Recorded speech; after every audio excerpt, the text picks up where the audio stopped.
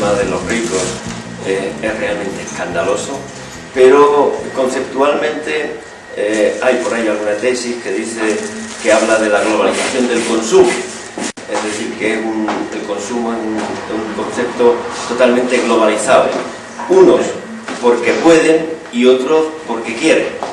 Es decir, de alguna manera existe por ahí, yo os lo recomiendo, un librito que se llama Teoría de la clase ociosa, de un economista Veblen, de finales del siglo XIX, muy interesante, en donde fundamentalmente su tesis es cómo el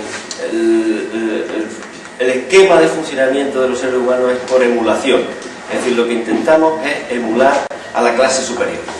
Es decir, por tanto, no solamente hay un problema con los ricos, que obviamente está ahí, que yo creo que hay que luchar frontalmente con una exigencia de que aquello que han robado lo devuelvan, pero existe lo que se llama un capitalismo popular y de masas que ha colonizado el imaginario colectivo y que incluso en aquellos sectores populares que viven ajustados con su sueldo, es decir, lo que buscan es emular a la clase superior y por tanto reproducen los mismos esquemas de consumo e incluso se atrapan mucho más en sus vidas familiares, cotidianas, domésticas, mucho más que los ricos, porque los ricos al final pues tienen el fondo suficiente como para seguir campeando libremente, pero los sectores populares hipotecan su espíritu.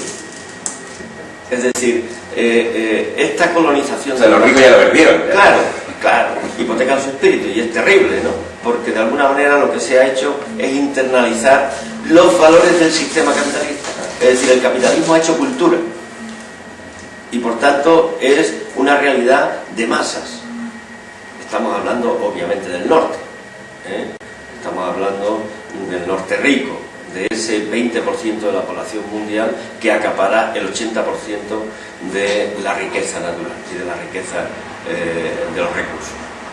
Entonces, esto es terrible porque de alguna manera boicotea las movilizaciones populares y por tanto boicotea la reversión del sistema.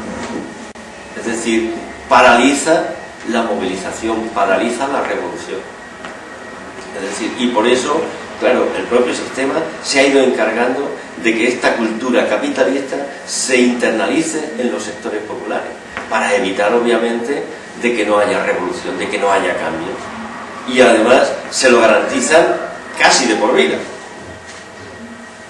Es decir, este es el gran problema del capitalismo que ha hecho cultura en los sectores populares, donde a través de la televisión estándar, a través de la comunicación, a través de la inoculación de los valores del consumo, de esa generación de insatisfacción permanente y de creación permanente de nuevas necesidades, y en donde las depresiones, los problemas personales se solucionan dándose un paseíto por el centro comercial, viendo lo que puedes consumir cuando tengas dinero.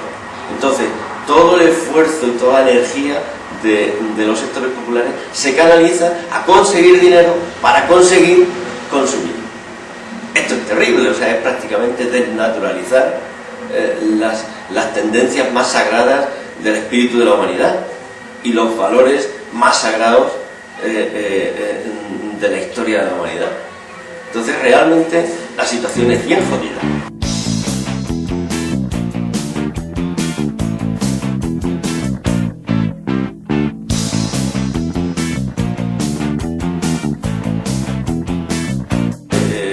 El desembarco de capitales para el consumo está bien programado para hipotecar el futuro de los pueblos.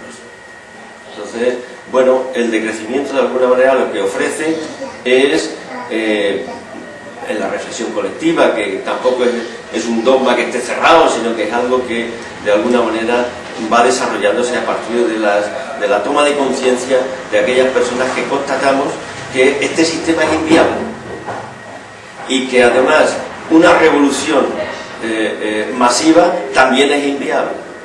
Por tanto, tendremos que ir de alguna manera descolonizando el imaginario colectivo que ha generado esta cultura dentro de los pueblos, para que de alguna manera podamos ir teniendo esperanza.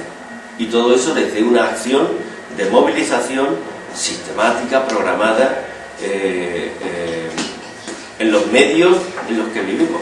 También uno de los elementos que aporta, o que nosotros reflexionamos en este grupo por el decrecimiento en Pamplona, en Navarra, es, digamos, el intentar plasmar en la realidad personal, familiar y próxima, desde la coherencia, aquello que denunciamos o aquello que proponemos como elemento, es decir, la austeridad. Y la austeridad no es hacernos pobres por el prurito, yo que sé, espiritual de hacernos pobres. No se trata de eso. Se trata de que inoculemos en nuestro imaginario colectivo el elemento del compartir y de que no somos dueños de los recursos naturales, no somos parte de la naturaleza. Y además tenemos que, desde esa conciencia histórica, saber que estamos obligados a la generosidad y a la solidaridad generacional. Es decir, tenemos que devolver a nuestros hijos. Yo recuerdo antes, yo era crío, cuando al abuelo o al padre se le preguntaba: ¿y usted para qué hace esto? ¿Para qué trabaja? La contestación era casi inmediata: esto para mis nietos, esto para mis hijos. Es decir, ahora nosotros hemos perdido, por lo menos en el norte, que Navarra, en España, que yo conozco más directamente, hemos perdido estos pluritos de esto lo hacemos para nuestros hijos, para nuestros nietos. Es decir, en este contexto de dejar un mundo que permita disfrutar de la vida también. La vida es hermosa, la vida vivir la vida estamos enamorados de la vida. Por tanto, estamos obligados a devolver a nuestros hijos y a nuestros nietos un mundo que les permita disfrutar de la vida. Entonces, vivir en este sistema significa renunciar al futuro, porque este sistema es inviable. Esto o lo reventamos antes o nos revienta, y no de una manera local, sino que esto es la globalización, esto es mundial. Y de hecho lo estamos viendo, cómo este sistema está generando sufrimiento sistemático en el 80% de la población mundial. Esto es así. La injusticia es manifiesta.